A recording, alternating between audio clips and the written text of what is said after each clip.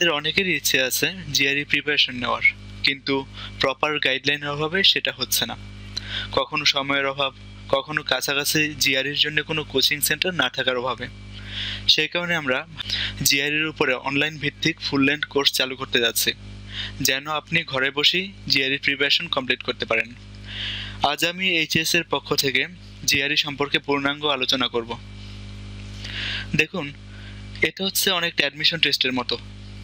আমরা ইন্টারমিডিয়েট পরীক্ষার পর ইউনিভার্সিটিতে ভর্তি হওয়ার জন্য একটা পরীক্ষা দিয়ে থাকি। প্রতিটি ইউনিভার্সিটির জন্য আমরা আলাদা করে পরীক্ষা দিয়ে থাকি। তেমন করে আমেরিকা সহ পৃথিবীর অনেক ইউনিভার্সিটিতে এমএস কিংবা পিএইচডি প্রোগ্রামে ভর্তির জন্য অ্যাডমিশন টেস্ট দিতে হয়। সেই অ্যাডমিশন টেস্টের নামই হলো জিআরই। জিআরইতে মূলত 3টা সেকশন থাকে। শুরুতেই 1 ঘন্টার একটা অ্যানালিটিক্যাল রাইটিং সেকশন থাকবে, তারপর ভার্বাল সেকশন এবং কোয়ান্ট সেকশন থাকবে। প্রতিটি ভার্বাল এবং কোয়ান্ট সেকশনের মার্কিং শুরু হবে 130 থেকে 1 পয়েন্ট করে বাড়তে থাকবে, আর রাইটিং সেকশনের মার্কিং হবে 0 থেকে শুরু করে 6 পর্যন্ত। আপনি যেদিন জিআরই পরীক্ষা দেবেন সেদিনই আপনি ভার্বাল এবং কোয়ান্ট সেকশনের মার্ক জানতে পারবেন, এবং সেদিন 4টে স্কুলে জিআরই স্কোর ফ্রি পাঠাতে পারবেন। জিআরই পরীক্ষা আপনি বছরের যে কোনো সময় দিতে পারেন।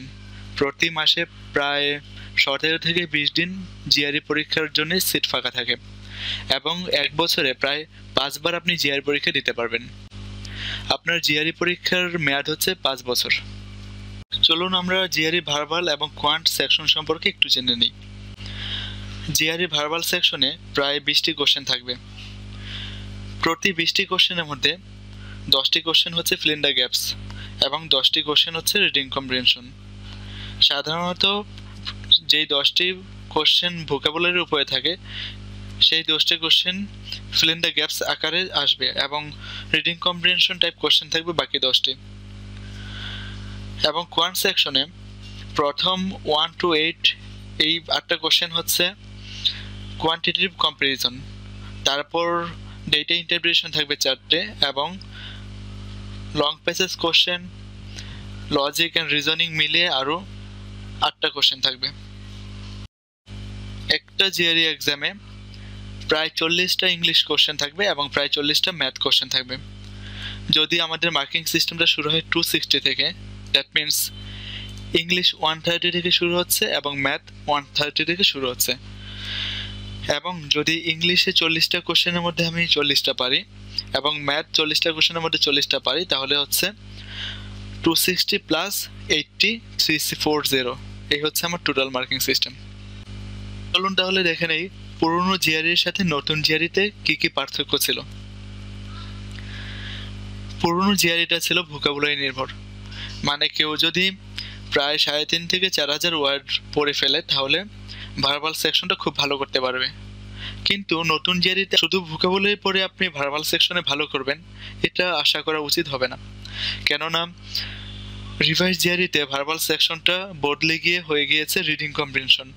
মানে আপনি যতই ভালো ভোকাবুলারি জানেন, ভালো রিডার না হলে আপনি কখনোই রিভাইজ জিআরই ভার্বাল সেকশনে ভালো করতে পারবেন না।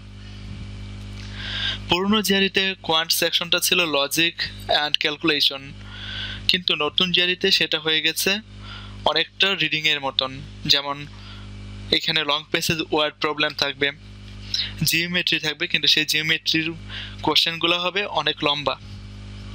আমরা এখানে অন অ্যাভারেজ একটা 4 মাসের প্রস্তুতি ধরে নিয়েছে।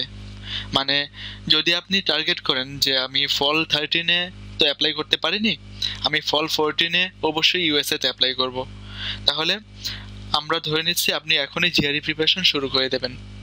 এবং 4 মাসে কিভাবে পড়তে হবে এটা আমরা আলোচনা করব।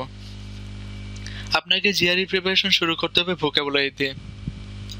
ভোকাবুলারি কিভাবে পড়বেন সে সম্পর্কে আমরা আরেকদিন বিস্তারিত আলোচনা করব, কিন্তু আজকে আমরা দেখে নেব ভোকাবুলারি, রিডিং কম্প্রিহেনশন এবং জিআরইর বাকি সেগমেন্টগুলোকে আপনি কিভাবে পড়তে পারেন। দেখুন, আপনাকে ভোকাবুলারি শুরু করতে হবে যে কোনো সোর্স দিয়ে। ব্যাপারটা এমন না যে আমি 4,000 ওয়ার্ড একটা বই থেকে পড়ে ফেলবো, এভাবে হবে না। আপনাকে ভোকাবুলারি পড়তে হবে, 2 দিন পর সেই ভোকাবুলারি আবার ভুলে যাবেন, আবার নতুন করে পড়তে হবে।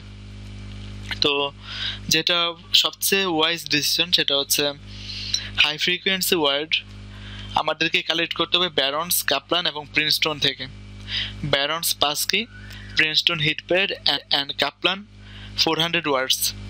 আমরা যখন এখান থেকে 800 ওয়ার্ড পড়ে ফেলবো, তারপর আমরা একটা সিঙ্গেল সোর্স থেকে, রিমেম্বার একটা সিঙ্গেল সোর্স, সেটা হতে পারে ওয়ার্ড ম্যাপ, হতে পারে ওয়ার্ড পাওয়ার মেডিজি, হতে পারে বইয়ের জেরি কমিউনিটি ফ্ল্যাশ বুক, যে কোনো একটা বই থেকে আমরা প্রায় 2000 ওয়ার্ড পড়ে ফেলবো। তাহলে আমাদের ভোকাবুলারির ঝামেলাটা মোটামুটি শেষ বলা যেতে পারে। আচ্ছা, আমরা যেদিন থেকে জিআরই প্রিপারেশন শুরু করছি সেদিন থেকে আমাদেরকে রিডিংয়ের একটা হ্যাবিট তৈরি করে ফেলতে হবে, কারণ রিভাইজ জিআরইটা হচ্ছে রিডিংয়ের এক্সাম। সো আপনি যদি রিডিং ভালো না পারেন তাহলে রিভাইজ জিআরইতে আপনি ভালো করতে পারবেন না। তাহলে তার জন্য কি করতে হবে, প্রতিদিন অন্তত 20 মিনিট থেকে 30 মিনিট রিডিং পড়তে হবে এবং রিডিংয়ের একটা অভ্যাস ভিতরে গড়ে তুলতে হবে।